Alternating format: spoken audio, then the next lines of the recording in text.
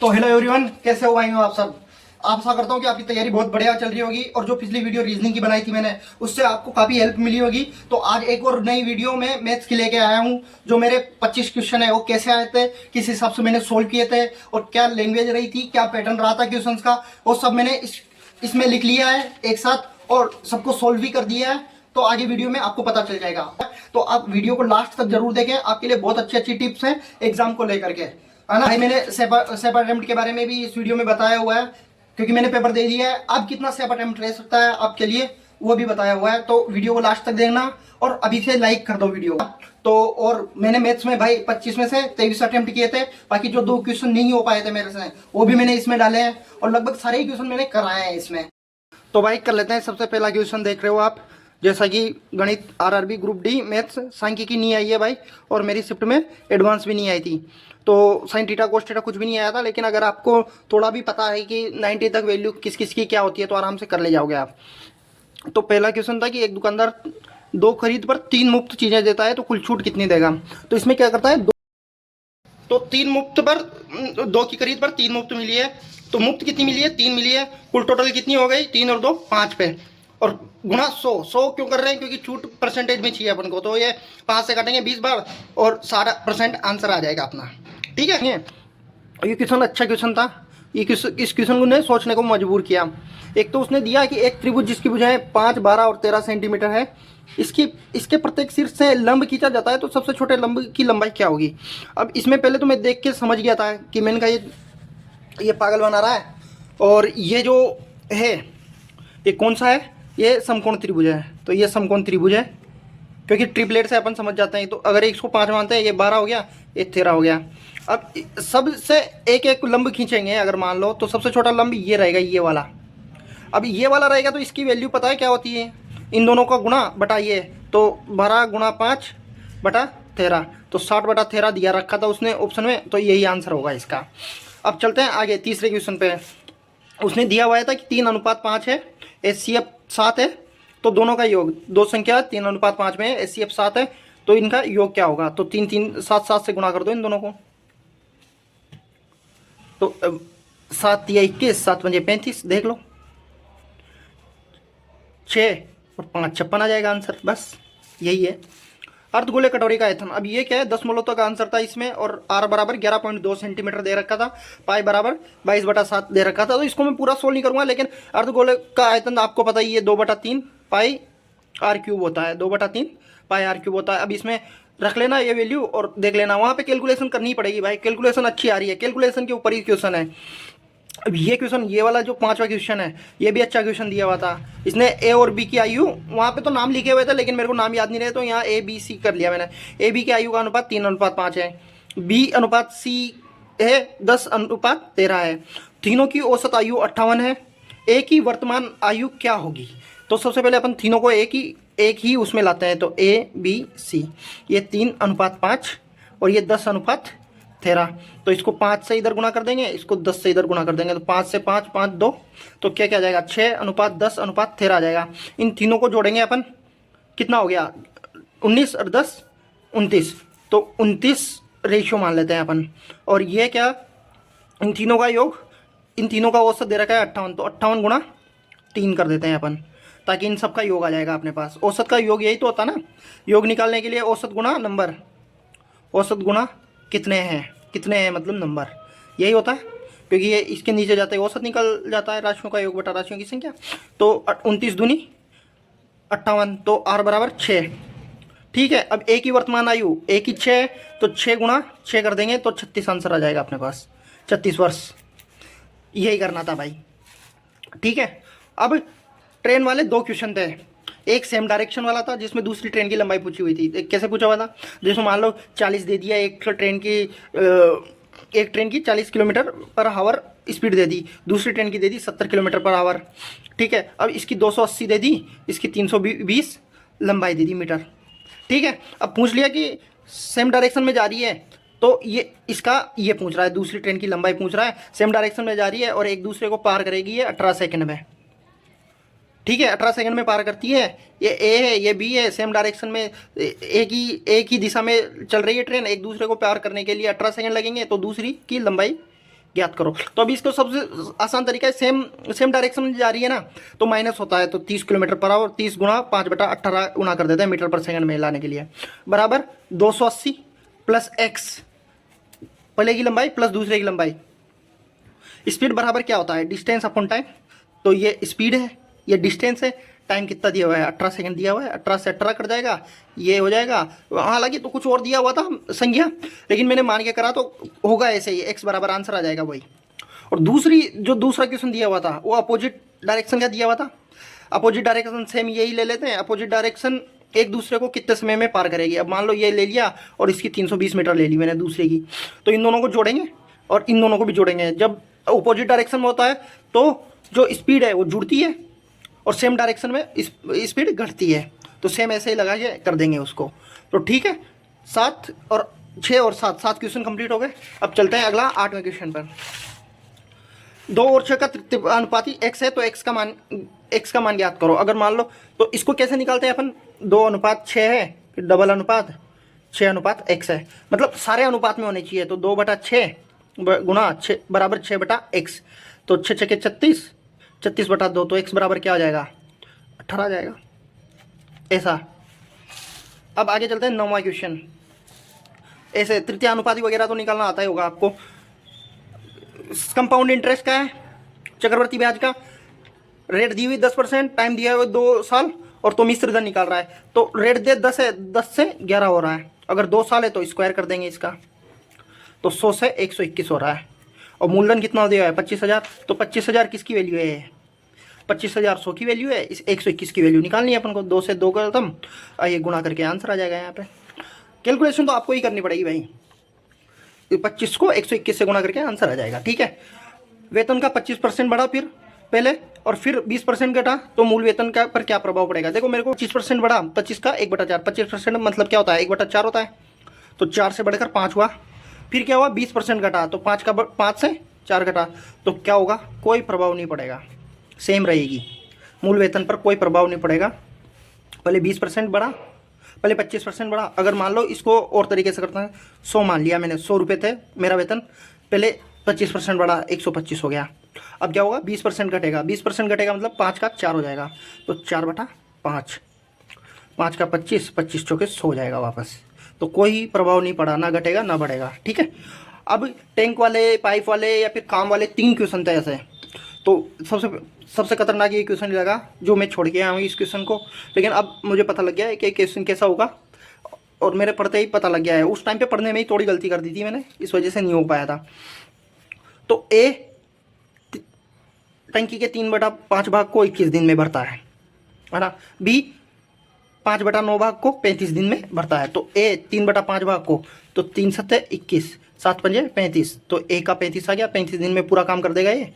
B 5 7 35, 7 नाम 63 दिन में काम कर देगा। अब इन दोनों का एलसीएम लेना है अपन को, तो कितना आ जाएगा 7 गुणा 5 गुणा 9, 9 पंजे 45, 45 गुणा 7, 7 पंजे 35, 7 का 3, 7 चौका 28 और 3 31, 315 आ जाएगा। 35 7 पंजे 35, तो 9 यहाँ आ जाएगा, 7 नाम 63, तो 5 यहाँ आ जाएगा। अब क्या बोल रहा है ये, दोनों मिलकर 7 दिन काम करते हैं, किए गए काम को सी 14 दिन में बिगाड़ देता है। तीनों मिलाकर पूरे काम को कितने दिन में करेंगे। ठीक है, अब 14 दोनों को जोड़ते हैं, तो 9 और 5 14 7 दिन तक काम करेंगे, तो कितना काम होगा 98 काम हो जाएगा। अब सी जो है इस 98 काम को कितने दिन में बिगाड़ देता है 14 दिन में, तो ये इफिशियंसी आ जाएगी सी की, तो 7 इफिशियंसी आ गई। -7 बिगाड़ रहा है ना, तो ये सी का -7 आ गया।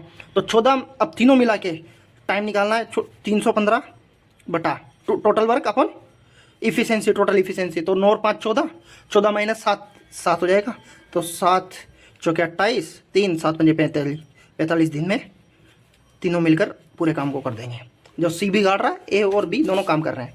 अब एक क्वेश्चन नॉर्मल था कि ए 20 दिन में करता है, बी 30 दिन में करता है, दोनों मिलाकर कितने दिनों में करेंगे। तो नॉर्मल सा क्वेश्चन है 60 बटा 2 3 6, 3 दूनी 6, तो 5 का 12 आ जाएगा। ऐसे क्वेश्चन आते ही होंगे आपको वैसे तो। अब अगला क्वेश्चन, ये भी बढ़िया क्वेश्चन था, ये अच्छा क्वेश्चन था। अच्छे क्वेश्चन आ रहे हैं टाइम एंड वर्क के और टंकी वगैरह के, नल एंड होज के, तो आपको ध्यान रखना पड़ेगा। और कैलकुलेशन सबसे ज़्यादा कैलकुलेशन करनी पड़ेगी। यहाँ पे थोड़ी बहुत आसान ली है मैंने कैलकुलेशन, लेकिन वहाँ पे टफ रहेगी पॉइंटों में, दशमलव में और मिश्र धन में भी आपको करनी पड़ेगी। जो ये वाले क्वेश्चन है ना, इनमें मिश्र धन में भी आंसर दिए हुए थे, तो आपको करना पड़ेगा। तो ए बी 36 और 45 घंटे में टंकी को भरते हैं, सी 27 दिन में भरता है, ए और बी मिलकर 10 घंटे काम करते हैं। बची हुई टंकी के 1/3 भाग को सी कितने घंटे में भरेगा? तो देख लो आप, 36, 45 और 27, इसका एलसीएम लेना है तो कितना आएगा एलसीएम? 9 चौक 36, 9 पंजे 45, 9 तिया 27, तो 3 4 12, 12 पंजे 60, 60 गुणा 9 540। देख लो ना, 9 तो कॉमन आ ही रहा है, 9 चौके 36, 9 पंजे 45, 9 तिया 27, तो 4 पंजे 20, 60, 9 छंग 54। ठीक है, तो 36 को अगर करेंगे तो यहाँ पे 15 आ जाएगा कॉमन, 45 से भाग देंगे तो 12 आ जाएगा, 27 से भाग देंगे तो 20 आ जाएगा। ठीक है, अब ए और बी मिलकर 10 दिन काम कर रहे हैं, तो इन दोनों को मिलाकर 27 होते हैं और 10 दिन काम कर रहे हैं, तो 270 तो काम इन्होंने कर दिया। ठीक है, 270 कर दिया। अब 270 में कितना बचा? 540 में से 270 घटाओ, 0 14 7, 270 ही बचा। अब सी कितने घंटों में? 1/3, इसका 1/3, 1/3 3 नाम 27, तो 90। 90 काम को ये कितने दिन में करेगा? ठीक है, तो 90 काम को बटा 20 में करेगा, बटा 20 कर देंगे, सी का टाइम आ जाएगा तो 4.5 घंटा आवर, ये आंसर आ जाएगा। ऐसे ये डायरेक्ट किए हैं मैंने हालांकि, लेकिन वहाँ पे भी डायरेक्ट ही करना है आपको। कॉन्सेप्ट अभी मतलब नहीं है, क्योंकि पेपर आ चुका है कॉन्सेप्ट वगैरह सिखाने का। अगर आता है आपको अपने तरीके से आता है तो अच्छा है, अपने तरीके से आता है। मेरा तरीका है, मेरे तरीके से क्वेश्चन करता हूँ मैं। ठीक है, बाकी जो आपके टीचर ने सिखाया है, जैसे क्वेश्चन तो मिल ही गए आपको, उस तरीके से कर लेना आप। तो अब ये 13 क्वेश्चन हो गए कंप्लीट, 14वें क्वेश्चन पे चलते हैं अपन। ये था, इस क्वेश्चन को पूरा पढ़ के सुना देता हूँ मैं। एक कक्षा के 10 विद्यार्थियों के औसत आयु 44 वर्ष है। अगर उसमें शिक्षक की आयु जोड़ दें तो औसत पूरी कक्षा की 1 बढ़ जाती है, 1 बढ़ जाती है। अब शिक्षक की आयु ज्ञात करो। तो अब इसका सीधा सा फंडा है, कुछ नहीं करना होता है आपको। 44 तो था ही सही, प्लस कितना बढ़ा है? 1 बढ़ा है। कितने हो गए? अब 11 हो गए। तो 44 प्लस 11 कितना हो जाएगा? 55 हो जाएगा। बस सिंपल आंसर। 15 नंबर, एक व्यक्ति अपनी आय के 60% को खर्च करता है, उसकी बचत 24,000 रुपये है। तो आय, इसकी संख्या चेंज थी लेकिन क्वेश्चन ऐसा ही था कुछ। अगर मान लो 100 में से 60 खर्च कर रहा है तो बचत कितने की कर रहा होगा? 40 की कर रहा होगा ना। तो 24,000 किसकी वैल्यू है? 40 की वैल्यू है। और आय चाहिए, आय 100 है, ये खर्च है, ये बचत है, तो 100 का वैल्यू निकालना है अपन को। 4 4 24, 60,000 आंसर आ जाएगा। ठीक है, अब ये भी अच्छा क्वेश्चन लगा मेरे को। इसकी लैंग्वेज में मैंने शॉर्ट में लिखे, लेकिन मैं बता देता हूँ आपको कि 4 उम्मीदवार एक इलेक्शन में खड़े हुए, चुनाव में खड़े हुए। एक को 52% वोट मिले, एक को 21% वोट मिले, एक को 12% वोट मिले, एक को 15% वोट मिले। ठीक है, चारों को वोट मिल गए 100%। अब जो जीतने वाला उम्मीदवार है उसका, और जो सेकंड नंबर पे रहा है उसका, उन दोनों का वोटों का अंतर 930 वोट है। तो कुल कितने वोट डाले गए? तो 100, मान लो 100 वोट थे, पहले को 52 मिले, दूसरे को 12, तीसरे को 15 और चौथे को 21। अब सबसे जीतने वाला और उसके सेकंड नंबर पे रहा जो, इन दोनों का अंतर कितना हो जाएगा? 1 और 3, 31 रेशियो की वैल्यू 930 दी हुई है। दोनों का अंतर 930 दिया हुआ है, तो 3 तिया 30 आ गया। 30 गुणा 100 टोटल वोट आ जाएगा 30,000। ये लो, ऐसे आंसर आ जाएगा। एक और अच्छा क्वेश्चन था, ये मिक्सर का क्वेश्चन था कि 330 लीटर के 1 विलियन में अम्ल व पानी का अनुपात 1:2 है। अगर अम्ल व पानी का अनुपात 8 अपन को करना है तो इसमें कितना अम्ल मिलाना चाहिए? अब उसने पानी के बारे में कुछ भी नहीं बोला, अम्ल को मिलाना है, मतलब पानी बराबर करना पड़ेगा। तो 1:2 का ये अम्ल हो गया, ये पानी हो गया। ठीक है, और 8:5 दे रखा है। अगर मान लो किसको मिला रहा है? अम्ल को मिला रहा है, तो पानी को छेड़छाड़ ही नहीं करना है, मतलब पानी दोनों में बराबर करना है। तो इसको 5 से गुणा कर दूं, इसको 2 से गुणा कर दूं, तो ये 5:10 हो जाएगा, और ये 16:10 हो जाएगा। तो पानी दोनों में बराबर आ गया। अब ये कितना मिलाया अपन ने? 5, 16 - 5 11 रेशियो अपन ने अम्ल मिलाया है। अब देखो, फर्स्ट में 5 और 10 कितना होता है? 15 रेशियो। इसकी वैल्यू कितनी दी हुई है? टोटल विनियन की मात्रा 330। ये लो, 15 दूनी 30, 15 दूनी 30, 22 आ रहा है। 22 गुणा 11 कर दो, 22 गुणा 11, 11 दूनी 22, 2 हासिल का 22 और 2 24, 242 लीटर मिलाना पड़ेगा अपन को। क्या? अम्ल मिलाना पड़ेगा, तब जाके रेशियो 8:5 होगा। ठीक है, अगर समझ में नहीं आए तो कमेंट सेक्शन में बता देना, मैं बता दूंगा वहाँ पे। मैंने क्वेश्चन तो वैसे लिख ही रखे हैं अच्छे अच्छे से तरीके से, बाकी वही है कि वो ऐसा ही होता है भाई, वहाँ पे भी मेरे साथ तो ऐसे ही करता जाता हूँ मैं, स्टेप्स को खा जाता हूँ, 2-4 स्टेप्स को तो खा ही जाता हूँ मैं, डायरेक्ट करता हूँ मैं, क्योंकि वहाँ टाइम है ही नहीं। अब साझेदारी वाली क्वेश्चन था पार्टनरशिप वाला कि ए ने 42,000 रुपये दिए, बी ने 56,000 रुपये दिए एक बिजनेस शुरू करने के लिए। अब दोनों ने मिलाकर काम किया, 1 वर्ष के बाद उन दोनों को 87,220 रुपये का लाभ हुआ। तो अब बी का हिस्सा कितना रहेगा, तो 42:30 से 30, 7×42, 7×42, 7×8 = 3:4, 14×42, 14×4 = 56, 3:4 के अनुपात में, 3:4 के अनुपात में इनका लाभ डिवाइड होगा। 7×42, 7×8 = 3:4 आ गए। ठीक है, 87,220 रुपये का फुल टोटल लाभ है। फुल टोटल कितना हो गया, 7, तो ये 7 की वैल्यू है। बी का हिस्सा चाहिए अपन को, तो बी का क्या है, 4 है, तो 4 की वैल्यू निकालनी है अपन को। अब इसको सोल्व कर लेना आप, आंसर आ जाएगा आपके। ठीक है, अब एक ये क्वेश्चन था 19 नंबर का, प्रथम 7 विषम प्राकृत संख्याओं का औसत क्या होगा। अब जब भी विषम संख्याओं का प्रथम विषम प्राकृत संख्या हो, मान लो 1, मान ली 3, 5, 7, 9, 11, 13, 1, 2, 3, 4, 5, 6, 7, 7 हो गई। अब इनका 1, 2, 3, ये 7, 1, 2, 3, 7, ये 7 ही आएगा। आपको इन तीनों को जोड़ के और 7 का भाग दोगे ना, तब भी 7 ही आंसर आएगा। तो जब भी देखो ना आप, कभी भी आपको मिले कि प्रथम, मान लो प्रथम 10 प्राकृत संख्याओं का औसत क्या होगा, 10 होगा। प्रथम 11 विषम प्राकृत संख्याओं का औसत 11 होगा। यही होता है हमेशा। और अगर सम दे दे तो उसके लिए एक फॉर्मूला और अलग से लगता है। तो विषम में हमेशा जो संख्या दी हुई है ना, वही आंसर होता है। देख भी सकते हो आप, अगर आप इसको जोड़ोगे और 7 को भाग दोगे ना, इन सबको जोड़ के 7 का भाग देना है आपको, तब भी आपके पास आंसर क्या आएगा, 7 ही आंसर आएगा। ठीक है, चलो अब 19 हो गए, अगले क्वेश्चन पे चलते हैं अपन। 20 नंबर पे, 20 नंबर पे आ गए अपन। अंकित मूल्य पर 28% की छूट दी। अब मैं लैंग्वेज बता देता हूँ इस क्वेश्चन की। एक दुकानदार ने एक वस्तु के अंकित मूल्य पर 28% की छूट दी, फिर भी उसे 50% का लाभ हुआ। तो जो अंकित मूल्य है उसका क्रय मूल्य का कितना प्रतिशत है, अंकित मूल्य क्रय मूल्य का कितना प्रतिशत है। देखो अब सीधी सी बात है, अगर मान लो मार्क प्राइस मतलब अंकित मूल्य है, कॉस्ट प्राइस मतलब क्रय मूल्य, तो अगर मार्क प्राइस में से 28% घटा दें तो अपने पास सेलिंग प्राइस आ जाएगी। देखो सेलिंग प्राइस जो विक्रय मूल्य है ना, दोनों की बराबर करनी है। दोनों की बराबर करने के लिए क्या करेंगे, अंकित मूल्य का 72%, क्योंकि 28% की छूट दी तो 72% में बेचा है उसने, 72% में बेचा है। और लाभ कितना हुआ है, 50% का, किस पर, क्रय मूल्य पर। तो क्रय मूल्य गुणा 150%, तो परसेंट से परसेंट कट जाता है यहाँ पे, और अंकित मूल्य बटा क्रय मूल्य कितना आ जाएगा, 150/72। और इसकी परसेंट भी चाहिए अपन को, क्योंकि इन्होंने बोला है कि सीपी का कितना परसेंट है, तो गुणा 100 कर दो, 208.33 आंसर आ जाएगा। ऐसा ही करता हूँ मैं तो, ये वाला जो फॉर्मूला लगाएंगे। ठीक है,